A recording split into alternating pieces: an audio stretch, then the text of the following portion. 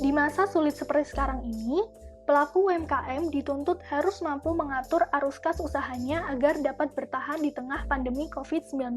Berdasarkan data dari financedetik.com, Sekretaris Jenderal Koordinator Wilayah International Council for Small Business Jawa Barat, Asep Mulyana mengatakan, pelaku UMKM harus bisa memotong pengeluaran yang dirasa tidak penting saat ini.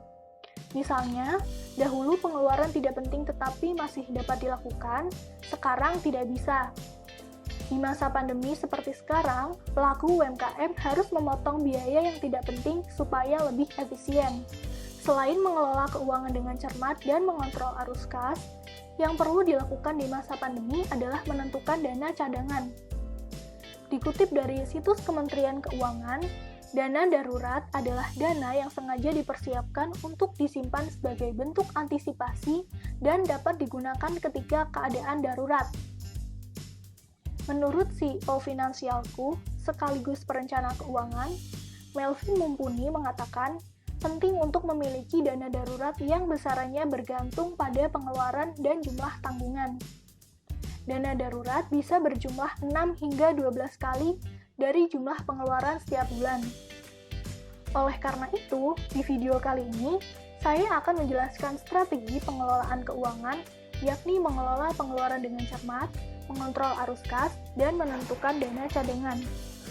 Video ini dibuat supaya dapat memudahkan para penonton, khususnya para pelaku UMKM, dalam mengelola pengeluaran, mengontrol arus kas, dan menentukan dana cadangan agar pengeluaran dapat lebih terkontrol dan efisien, serta dapat mengantisipasi hal yang tidak diinginkan dalam keadaan darurat seperti di masa pandemi saat ini. Ketika awal membangun sebuah usaha atau sedang dalam fase pertumbuhan usaha, pelaku UMKM harus cermat dalam mengatur pengeluaran dengan serendah mungkin. Kemudian, pelaku usaha juga harus membuat rencana anggaran selama periode 1 tahun untuk pengeluaran yang sifatnya besar, seperti biaya sewa, biaya gaji, utang, dan biaya operasional lainnya. Selanjutnya, pelaku UMKM juga diharapkan dapat membuat prioritas kebutuhan dan anggarkan terlebih dahulu manakah yang paling menentukan dalam perkembangan usahanya. Selanjutnya adalah cara untuk menentukan bagaimana mengelola pengeluaran dengan cermat. Yang pertama adalah dengan membuat anggaran. Memiliki anggaran dapat membantu pelaku UMKM dalam mengelola keuangan bisnis UMKM. Sistem keuangan yang baik dapat memudahkan pelaku usaha dalam menentukan pengeluaran dan target pendapatan.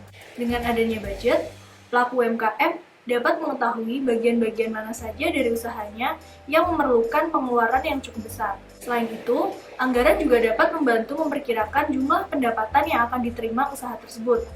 Apabila pendapatan yang diterima bisnis lebih rendah dari yang dianggarkan, pelaku UMKM bisa mencari cara untuk mengurangi pengeluaran atau meningkatkan pendapatan. Tips yang kedua adalah mengevaluasi anggaran. Setelah melakukan pembuatan anggaran, yang perlu dilakukan adalah mengevaluasi secara berkala pengeluaran usaha tersebut. Pelaku UMKM harus memeriksa pengeluaran mana yang efektif untuk usaha dan mana yang kurang mendatangkan manfaat. Kemudian, lakukan evaluasi secara menyeluruh mulai dari biaya produksi dan operasional, tenaga kerja, pemasaran, dan lain-lain. Dari hasil evaluasi tersebut, pelaku UMKM kemudian dapat merencanakan dan menyesuaikan anggaran ke depannya agar lebih optimal. Tips yang ketiga adalah mengelola stok barang. Pada UMKM dagang, pelaku UMKM wajib untuk selalu memantau dan mengelola stok barang secara berkala untuk menghindari terjadinya kelebihan atau kekurangan stok. Kelebihan stok dapat membuat pengeluaran menjadi lebih banyak, sementara kurangnya ketersediaan stok akan membuat usaha tersebut terpaksa harus menolak calon pembeli. Dengan melacak pembelian dan penjualan stok, pelaku UMKM dapat memperkirakan jumlah stok yang kira-kira harus tersedia. Tips selanjutnya adalah menghindari menunda membayar tagihan seperti utang dan pinjaman atau pembayaran kartu kredit.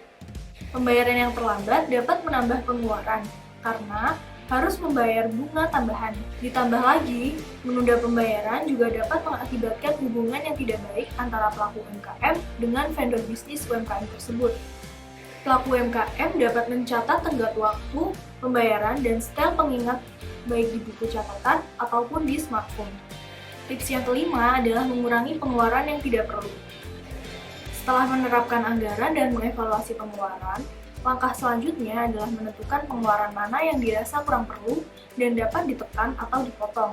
Pengeluaran ini dapat berupa biaya-biaya yang kurang berkontribusi terhadap kemajuan UMKM atau terlalu besar sehingga menghambat kelancaran arus kas. Misalnya, jika pengeluaran untuk biaya kendaraan dan supir untuk melakukan pengiriman terlalu besar, pelaku UMKM bisa mencari alternatif lain, misalnya dengan menggunakan jasa pengiriman pihak ketiga. Dengan menggunakan jasa pengiriman barang yang berkualitas, pelaku UMKM bisa menghemat pengeluaran karena bisa disesuaikan dengan pengiriman dengan kebutuhan bisnis tersebut. Poin berikutnya adalah mengontrol arus kas. Dalam menjalankan sebuah usaha, pelaku UMKM tidak hanya terfokus pada keuntungan usahanya, tapi juga harus berfokus pada arus kas. Arus kas harus terus dikontrol dan diawasi. Pengeluaran dan pendapatan harus seimbang satu dengan yang lain. Ketika pendapatan mulai menurun, itu artinya pelaku usaha harus menekan pengeluaran. Kemudian, pelaku usaha juga harus mengelola stok barang sehingga tidak terjadi penumpukan di dalam gudang dan keluarkan stok lama dengan memberikan diskon sehingga dapat meningkatkan arus kas. Poin berikutnya adalah menyiapkan dana cadangan. Dengan adanya dana cadangan, pelaku usaha dapat menggunakannya terlebih dahulu, sehingga tidak mengganggu aktivitas lain dalam usaha yang sedang dijalankan. Caranya adalah dengan memperkirakan masalah-masalah yang mungkin dapat dihadapi ketika menjalankan sebuah usaha. Kemudian, tentukan nilai dari dana cadangan tersebut. Hal ini dapat berguna untuk mengurangi dampak dari masalah yang datang secara tiba-tiba. Baiklah teman-teman, itulah tadi penjelasan strategi keuangan yang ketiga terkait dengan mengelola pengeluaran dengan cermat, mengontrol arus kas, dan menentukan dana cadangan. Semoga bermanfaat dan terima kasih.